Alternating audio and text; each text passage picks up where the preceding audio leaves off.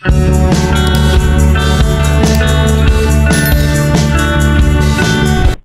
mapagpalang araw po sa inyo lahat mga kaagapay. Muli nagbabalik ako po inyong lingkod, si Kaagapay Mark. Bali ngayong araw po ay bibisitahin natin si Pastora Brenda. Medyo matagal na rin yung huli ko nang bisita si Pastora Brenda. May dala po tayo dito sa kanya na 5 kilos na bigas at magbibigay po tayo ng cash sa kanya. Ayan, shout out nga po pala kay Tita Hilda at Tito Manuel ng New Jersey. Yan, maraming salamat po sa lahat po ng tulong ninyo. At God bless you always po. Lagi po kayo mag-iingat dyan. At wish ko lang po lumawig pa po ang buhay nyo. Tita Hilda and Tito Manuel. At ingat po kayo palagi. So yun lang po mga kaagapay. Samahan nyo ako ngayong magtatanghali na. Magtatanghali. Yan, tara po mga kaagapay. Ayan, nandito na po tayo kala Pastora Brenda. Kaya lang may music. Papatay muna natin. Ayan, may dala tayo dito 5 kilo para kay Pastora Brenda. Tao po. Magandang Opo, sinadya ko po talaga kayo dito. Pwede po papatay po yung music. Lola Carmen. Nag-usap-usap yun na yung Mirna. Pagkatapos namin ng service ng advice ni siya. Okay. Nasa loob sila niya. Oo, baka makapiright tayo ng music. Kapit number din ni Lola Carmen sa March 3. Wala akong pang-financial. Wala ka pang pang-financial? Wala pang nadadating. Sabi ko, naghihingi ako dun sa kapatid kong bunso. Blow out mo naman ako, ewan ko pinangal kong anak ko. Pag iwan, pag nagdumating, mayroon, pag wala. Okay lang, mas kunti-kunti. Kasi mo paano? Dito muna po ako kay Pastora Brenda. Ay, ayos na pala itong may bubong na. Opo, may bubong na po. Kaya lang parang wala pa siyang yung flashing, yung para dun sa Opo, tabi na lang po. sa Ampias, Opo. Yan kasi mapasok yan eh. Parang saktuhan lang yung nagawa ni Kuya Simon na na bubong. Pero ang lawak pala nito. Opo, kalawak-lawak pong mabuti. Ayun, si Nanay Mirna. Nanay Mirna, kamusta po? Mainit? Kamusta kayo, Pastora? Ito po. Tagal ko hindi nakabisita sa inyo, Opo. Kakatapos lang po ng service. Opo, kakatapos lang ng service po. Kaya Dito na po kayo, dito na po ginaganap yung dito na po. Kakatapos lang pong impero. Nakauwi na nga yung iba eh. Opo, yun. May dala ako sa yung bigas. Ay, Para thank sa you po. iyo ito. Sige po, marami pong salamat. Opo ka muna po, Pastora. Ako nangangalay sa iyo. Papakayupuan at mapo daw muna kami ni Kuya Mark. Tag-isa kami ni Kuya Mark. Hindi, okay lang po. Okay lang po ako. Kanina pa po ako nakaupo sa motor eh. Salamat po, Kuya Kuya Simon Pogi. Ano na po? Email nga sa iyo na lang. Ito, tabi na lang kayo ni Pastora. Sige na po. At sawa na ako mag-upo sa motor. Kanina pa ako nagbabiyahe eh. Araw ng linggo si Kuya Mark naglilibot. Kumusta ka na? Mabuti naman po. Ako, pagagaling ko lang sa bunang pa na buti pa lang ang pakiramdam. Bakit po? Nagkasakit ako. Nagkasakit ka? Oo. Ang tagal ko rin hindi na bisita ito si Nanay Mirna eh. Kumusta man po ang mga nyo, sangre? Si Ate Elsa, si Ate Malu. Kung kamusta man kayo? Siya po ngayon lang naka-attend. Si Nanay Carmen always. Si Ate Elsa, ang laging ang po niya lagi si Jayjay. Ang laging kapalit niya. Busy pong lagi si Ate Elsa. Oo, balita. Si Ate Malo po ay actually hindi man po talaga yung nakaka-attend dito. Si Nanay Nita, kaalis lang dito. Yung lola nila, Nina Mabel. Oo, si Lola Nita. Opo. Basta yung mga pinupuntahan niyo po, mga inaanuhan ninyo. Si Ate Malo lang po yung hindi nakakabisita dito. Other day lang po siya nakakapunta dito para may sabihin, kumustahin, mga ganun. Ganun po. Di pa po nasa semento itong ano nila, church nila. Pero at least kahit pa paano, nagagamit nyo na po. No? Oo, nagagamit na po. Dito po dadaos ang 18th birthday ni Jaira. Wow. Sa March 17, may occasion dito. Oo, nabanggit nga sa akin ni Lola Di Carmen. ba ni Abigail? Ha? Di ba ni Abigail, 18 anyos. Wow. Laki na ni Jaira, taas na tao. 18 birthday dito gaganapin. March 17. Alis magkaka-birthday kami niyan. Si Lola Carmen ay March 3. Ako March 6, si Jaira March 17. Opo. Kakalapit kami ng birthday niyan. Kuya Martalino ito galing. Ay, galing po yan kay Ma'am Hilda at Sir Manuel. Good morning Ma'am Hilda and Sir Manuel. Maraming salamat po dito. 5 kilos rice. So, matutulungan nyo na pong mapakain itong mga bulilit na ito. So dito sila kakain. So Ma'am Hilda saka Sir, mababawasan na natin itong pagkain para masaingan, mapakain yung mga bata. So isa po sa katungkulan ko, hindi lang spiritual ang papakain ko sa mga bata at sa mga nanay. Kasama din siyempre yung tiyan, papakainin. Dami ka pinapakain dito, Pastora. Ano po? Opo. May mga ampon ka din, ng mga bata. Kaya nakakabilib din ito si Pastora Brenda. Bukod sa nangangaral siya ng salita ng Diyos. Matyaga ito, naglalakad si Pastora, nakakabilib ito. Nagbabahay-bahay yan. Actually po, Nagba-Bible study.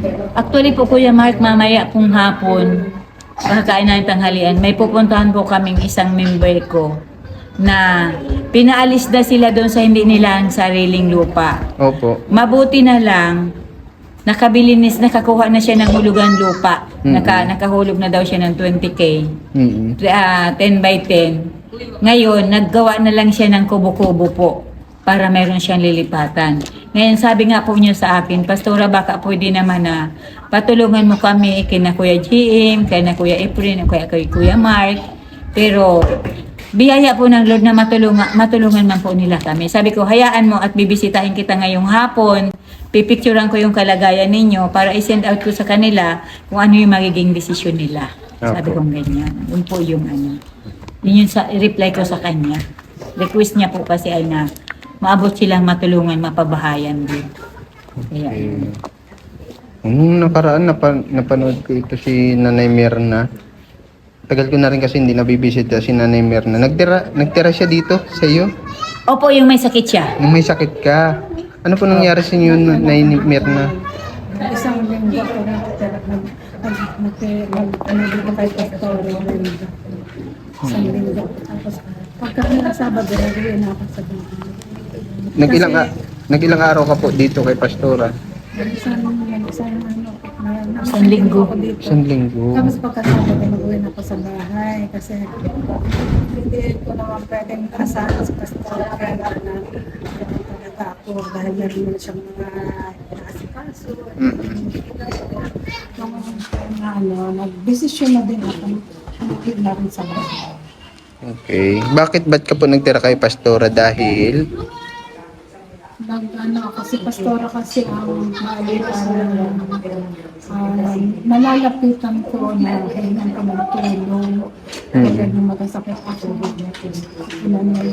ano ko siya na nagpunta kami sa barangay, pinabitin niya ako, mataas ang BP ko. Kaya kasama ng pakiramdam ko, nagpunta kami sa barangay, sa barangay, tapos pumunta kami nagpamurang doon. Sa pamurangan ako nakagunan kami ng mga binigyan ako ng gamot ng yung doktor. Pero yung parang binigay sa akin ng mga gamot ng doktor, parang wow effect. Hindi ko maramdaman na parang tapos yung time na nagpasama ako kay Elsa at may pinuntahan kami sa PhilHealth. At ang balak noon ni Elsa aanin ako, kukumpine sa, Opo. sa ospital. Kung hindi madadala sa, kukumpine niya ako. Pero sabi niya, paggagawa rin ako ng paraan para huwag kang makumpine. Tapos may ininom akong gamot na binigyan niya. Katapos, yung Del Monte pineapple juice, sinubukan kong mag-inom. Yung naramdaman kong parang kumalma yung aking pakiramdam. Nakatatlong lata ko noon, nung Del Monte pineapple juice na yun. Parang na ang pakiramdam ko. Kaya yun, parang naanuhan ako. Medyo okay ka na ngayon. Oo, nag-okay na ang pakiramdam ko. Ang ko nilang Kuya Mark, yung sa katawan ko, wala akong nararamdaman sa katawan ko. Ang nararamdaman ko Kuya, yung ugat. Ano pong nangyayari? Para baga akong lula. Hindi ako nga sa ngayon, wala nang mangyari sa akin. Hindi ako ngayon makalagad ng isa. May alalay ka po. May alalay. Kaya nga hindi ako nakakapunta dito ng nakaraang linggo. Hindi ako dito nakakapunta ng 3 linggo ako hindi nag-charge. Kasi nga, hindi ko kaya na lumakad mag-isa. Kasi pag pinilit ko yung sarili ko na para akong tawag dito, matutumba. Kaya, hindi ko naman pinilit yung sarili ko. Sabi nga, kung hindi mo kaya, huwag pilitin. Kaya, hindi ko pinilit yung sarili ko. Pero ngayon, last Sunday, talagang ko na sa sarili ko na gusto kong mag-attend. Ayaw ko hindi ako nakakapag-attend sa church. Dahil ang buhay ko, inilalaan ko na lang. Habang nandito ako sa babo ng mundo, ang buhay ko, inilalaan ko na lang kay Lord. Yeah, maraming salamat kay Pastora Brenda ha. Sa niyo po, pagmamalasakit niyo po sa mga member niyo. Pinag-pray ko nga, sabi ko, hindi nagpaparamdam si Kuya Mark. Matagal na, January o February na ngayon, hindi nagpaparamdam. Sa panaginip po, hindi rin po nagparamdam? Kasi, sabi ko kasi, meron akong gustong kay Kuya Mark, hingi ng tulong, sabi kong gano'n. Gusto kong si Ma'am Hinang magmahalan tayo. Gusto kong humingi ng tulong sa kanya para makabili ako ng gamot. Gusto ko kasi makainom ng gamot. Mayroon pa akong inumin na gamot. Yung gamot na anong ba tawag dito sa gamot na yun, nakalimutan ko na. Nabibili yun sa brigada, yung yung gamot na yun. Gusto kong Tinutukoy inom niyang power para cell. Yung power cell. Multivitamins po yun? Power cell pang pang kontra yan sa lahat ng mga nasa sa katawan. Mga Kasi herbal? Pag ininom mo yun, sobrang halang yan, lasang bawang yun, amoy bawang. gusto ko makainom ng gamot na yun. Baka Yan po yung sakali- iniinom baka ng sakali power cell. makatulong sa akin yung gamot na yun. Yung na yun. Yeah, mo na na ha, pag nakabisita po ako sa iyo, ha? Yun ang gusto ko sa inyo. Para gusto ko ang makausap. Hindi ako natulong kung kay Ma'am Ginang magmahalan tayo. Yan. Ngayon ba, Pastora, okay na ba sila ni Ate Malu? Okay na kayo ni Ate Malu? Hindi pa rin po. Ayaw nga niya ipapabanggit eh. Hindi pa po. Kung natanong ko lang kasi at napanood ko, matagal nga ako hindi nakabisita sa kanila. Pero si Ate Malu, nabisita ko siya. Bilang kayo yung po namamagitan sa kanilang dalawa, nagkaroon sila ng problema dahil sa puso. Di pa pala sila po okay ngayon? Hindi pa po. Pero ang billing ko po kay Ate Malo. Kasi ayaw pa talaga niya Bagamat si Ate Malo ay ready man na siya. Willing na. Willing na siya. Kaya lang si nanay ayaw pa talaga niya. malalim yata ang sugat sa puso. Ang bilin ko na lang po kay Ate Malo ganito. Ate Malo, silipin mo na lang dyan yan isa, si Nanay Mel. Kaya, yun po yung assignment na ibinigay ko sa kanya. Ano man ka akong mapakinggan mo, ano man ka akong sitwasyon, agad mo sabihin sa akin at paalam mo sa akin. Kaya, kung hindi ko siya mapunta doon, si Ate Malo isilip-silip sa akin. Ako sana ko yun. Bali wala ako naman na yung problema gano'n dahil mababaw lang naman na dahil yun. Sa totoo lang, mababaw talaga siya. Nasaktan ang kalooban ko, nasaktan ang damdamin ko dahil pinagbintangan nila ako. Doon nasaktan ako sa ano nila. Pinagbintangan nila ako, sabi sa akin, sinira ko daw yung bomba nila. Hindi ko sinira ang bomba nila. Umiigib nga ako. Nung punta ko doon, umigib ako. Maayos pa yung labas ng tubig sa bomba nila. Katapos, pag siyempre, napuno na yung aking timba. Sinabi ko sa lagay ko sa ano. Pagbalik ko, sabi ko, bakit ganito na itong bumbang ito? Hindi na umaano yung tubig dun sa nasa taas na ng yung tubig. Hindi na dun sa talaga, daanan talaga ng tubig. Tapos, ang sabi raw ang sumbong kay kabarangay, sinira ko daw ang bomba. Ba't ko sisirain ang bomba nila? Hindi ko sinira ang bomba nila. Kailangan ko nga ang tubig. Tapos sisirain ko ang bomba. Ang sabi ko pautot lang nila yon kasi gusto nilang magkapera. Ano po yung mga naging payo niyo sa kanila, Nasaktan Pastora? Ang nai-advise ko po nandito, sabi ko, maliit na bagay yan, magpatawaran kayo. Kasi lalo't magkapitbahay sila. Oo, kasi magkapitbahay. Wala po kasing magdadamay kundi ang Tama. magkakapitbahay. At kung anong mangyari sa kapitbahay mo o doon sa kabila, siya ang maunang makakaalam. Oo. Ngayon, si Ate Malo po, willing man na siya. Ayos mo na siya. Nagingi din po nga siya sa akin ng, Pastora, sorry kung may ganung pangyayari sa amin ni Nanay Merna. Pero ako nagpatawad na ako. Public pa nga, nagpapatawad na nga daw siya. Kaya lang niya ang problema. Marami nga daw nagko-comment na nagsasabi sa kanya na antayin niya daw itong isa na siya ang lumapit. Ngayon, ina-advise na namin ito si Nanay Merna. Hindi pa niya kaya. Hindi pa niya kaya na kumbaga ay patawarin na. Alam ko po sa totoo lang ngayong nag-uusap kami natin, gustong-gusto niyo nang hayakapin ito, kaya lang yung mga comment ng mga native, mga tao, huwag kang lalapit sa kanya. Antayin mong siya ang lumapit sa iyo para mula daw sa puso yung paglapit nitong isa. Yung po yung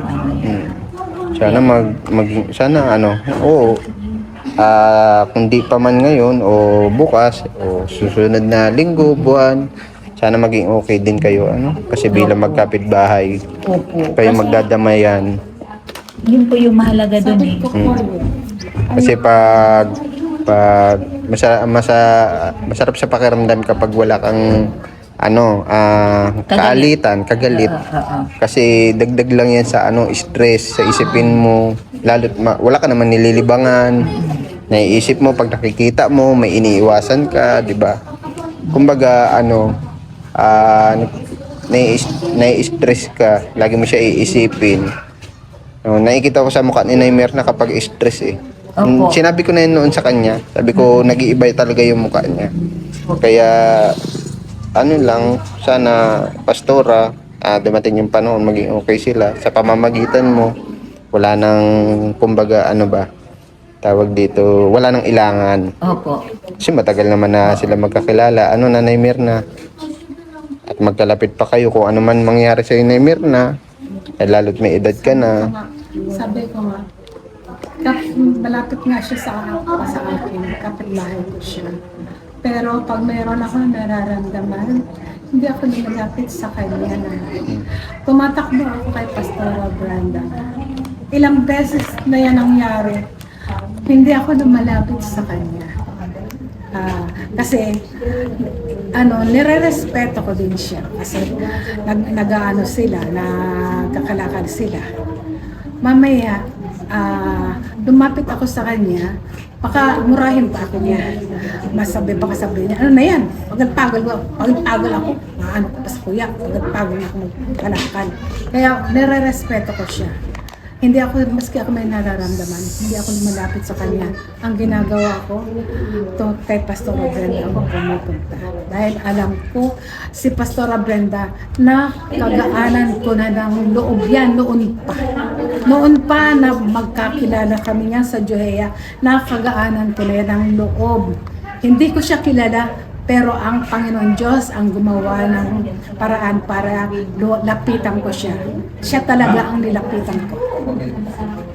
Kaya siguro sabi ko, ito talaga ang ano ng Panginoon Diyos sa akin.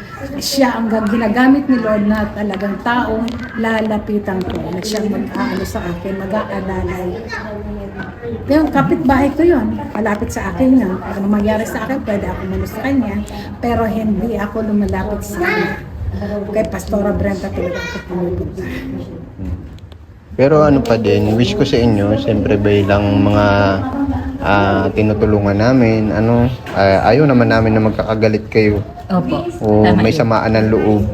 Kasi masarap kasi sa feeling yun nga, yung sabi ko kanina na wala kang kagalit, wala kang katampuhan, mas payapa yung buhay mo. Masaya ka nagbabasa ng Biblia, di ba? Yun yung kinalulugod ni Lord yung mga sabi nga, di ba, Pastora, mahalin mo ang iyong Kaaway. kaaway. Oo. Pero Naimer, na nire-respeto ko yung desisyon mo. Kundi pa man ngayon, bukas, pakalawa, pag-isipan mo ng maraming beses. Ano po? Total lang dyan si Pastor, nakaalalay sa iyo, pinapayuhan ka palagi. Mararamdaman mo naman yun, masarap sa pakiramdam yung ganun,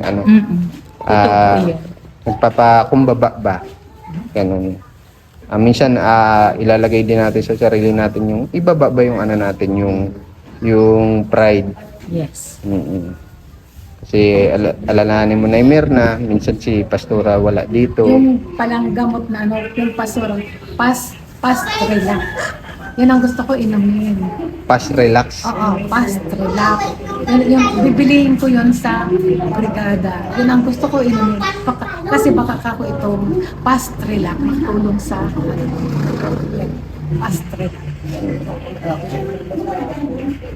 Siya. Pastora, masaya ako nakita kita ulit. Anay Mirna, ano po Lagi naman kayo kasama sa akin sa prayer. Ano po? Lagi nga kayong kasama sa prayer. Sa si Kuya G, parang bibihirang pero nababalitaan ko nga sa kanila, nakakarating nga daw sa kanila. Okay naman kasi hindi pa inaabot ng Kaya yun. Salamat kayo Lord at nakagawitan. Salamat po sa sa paggabay niyo sa mga niyo po, mga members niyo. Bilang leader ba? Oo. Bilang nagli-lead sa kanila, magbibigay ng payo at pangangaral ng salita ng Diyos. Maraming salamat, Pastora. At sa awa ng Diyos na yung binagyo yung dating kubo nyo, dating church. Dating church. Sabi ng tao ay kulungan daw ng manok. Ngayon hindi na kulungan ng manok. Maganda na siya. Yan, ang lawak nito, mga kaagapay. Kaya yan, mga flashing na lang yung kulang, Pastora. Flashing na lang po doon sa dalawang tayo. Si Kuya Simon ang gumawa. Buti na lang may asawa kang panday. Nakatipid-tipid ka sa budget. Nung makabisita po si Mama Il dito nung Friday, naalaala niya yung kwentong si Noah's Ark. Si Tatay Simon daw ay parang si Noe. Na kung saan, si Noe daw inutusan ni Lord gumawa ng arta para tulong doon yung mga tao. Kaya lang hindi nakinig. Tapos yung pamilya lang ni Noe ang naligtas. Parang ganito daw ang ibinigay na talent kay Tatay Simon. Gumawa ng napakalaking para pagdausan. May masilungan. Oo, may masilungan at mapagdausan ng mga tao. Tama. Na kung saan hanapin si Lord at maturuan ng salita ng Diyos. Yun yung ni Mama El nung Friday. Bago ako mag-alis, Pastora, may binabibigay pa sa iyo dito si Ma'am Hilda. at Sir Manuel. Isa lang yan, saka ito? Po? Isa lang po, saka ito? Opo. Ayan, 1,000 pesos po. Hi, Ma'am Helda, saka Sir Manuel. Maraming pong salamat. 1K plus ito. Maraming salamat po. God bless you po. Mapalad po kayo at may gininto ang puso kayo na nagtutulong sa mga mahihirap na walang ibang inaasahan kundi ang Diyos sa pamamagitan nila Kuya Mark, ni Kuya GM at ni Kuya Efren. Yan lang po. God bless you and to God be the glory. Ma'am Helda and Sir William. Manuel po. Manuel. Sorry, Manuel pala po. Sige, God bless you po. Neymer na, paalam na po ha. Pag bibisita ako sa'yo ha. Pero pag-isipan mo na maraming beses yung sinabi ko kanina at sinabi ni Pastora. Para maging maaliwalas na ulit yung mukha mo. Kasi alam ko pag may problema ka nakikita sa mukha. Oo. Ha? Malamlam po. Ano masabi ko sa'yo dati? Laglag yung pisngi mo. Galing ko lang po yung kasi sa sakit. Pero, Sa bagay. Pero okay na rin ang pakiramdam. Sana magtuloy-tuloy na ito. Mabisita ako sa'yo ha. Mabalik ako sa'yo. Pero di ko lang alam anong araw. Mabalik ako sa'yo. Sige, thank you. God bless you po, Kuya. Ikaw na po bahala, Pastora, sa mga members niyo po. Hayaan Maraming niyo po at salamat. niligawan kong uli ito. Sana yung napakinggan niyang word of God ngayon, nagtimo sa puso niya at malapitan niya na si Ate Malu. Mahag na lang. Malay mo, Kuya Mark, pagpunta mo, yun na pala yung panahon na mahag niya na si Ate Malu. Diba? Kasi ang blessing po, dumadalo yan kapag wala kang kagalit. Pero pag may kagalit ka, hindi dumadaloy ang blessing. Kaya dapat mahag niya na si Ate Malu para yung blessing tuloy-tuloy ang pagbaba. Yun lang. Bye-bye po, Pastora. Bye-bye Kuya po. Simon, bye-bye po. Kay Kuya Poging Simon. Nanay Carmen, bye-bye po. Matagal ka hindi nagparamdam. Hayaan niyo po, madalaw ako sa panaginip. Mamayang gabi ha. Advance happy birthday. Yun na Ay, nga. salamat po. Yun na nga ang ko na sabi ko nga pag nagparamdam ka sa akin, yun na nga ang ko nga sa iyo, yung natutulong sa iyo, kay Ma'am Ginang, magmahalan tayo, yun nga ang ko na, paanohan nga, sana nga ako natulungan, mayroon po kasi akong bibili ng gamot. Ano ba yun? Power cell? Power cell. Power cell o... Pax relax. Fast Fast relax. relax. Fast relax. Yeah, Neymer na ha. Sana makadala ako sa iyo nun. O kaya basta pagbisita ko na lang sa iyo. Pagbisita niya. Sige, good luck po and God bless. Ingat lagi na Neymer na ha. Bye po. I love you. Bye-bye. Nanay Carmen, nalalapit na yung dibo mo. Na tayo. At sunudan kami yan. Ingat po. Sinisipon ako, pero okay lang, walang lagnat. Kaya lang. Kita kami niya kahapon ni Nanay Carmen. Kahapon ba yon? Oo. Ay, nung isang araw. Nung isang araw. Palingki ako. Nadaanan ko siya sa sentro. Tumatawid. Sakto siya yung tumawid. Sabi namin dala. Kasama niya yung apo niya. Nagbili kami ng gawain. Ngayon, nilusok ko kinabukasan. Dating naman ni Papa mo, wala na naman ako, nagtitinda naman ako. Ayan. Napremyuhan ako sa sipon ka na lahat. Oo, ingat at malamig ang panahon ngayon. Kayang-kaya man. Ingat po kayo ha. Ingatan mo po yung mga sangre natin. Mga sangre. Mga pampanin. Napagamas ka na, magtatanim ka pa lang po. Eskwela na naman ito bukas, pagbalik na naman.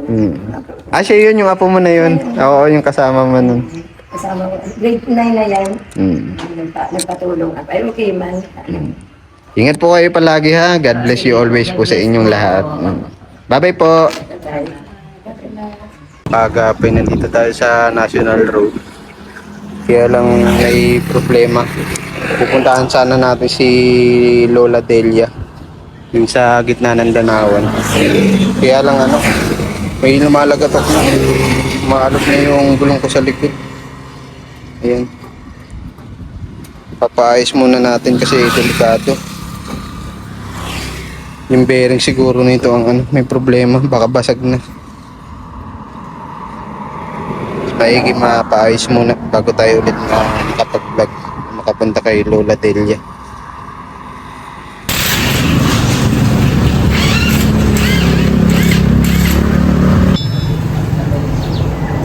Basag na yung bearing, ano? Ano yan? Spacer? Meron kayo niyan? Dek! Dek! Ay, nasi motor dyan. Kaya pala sobrang alok. Nawawa tayo ba? Cuidado. Ayun eh.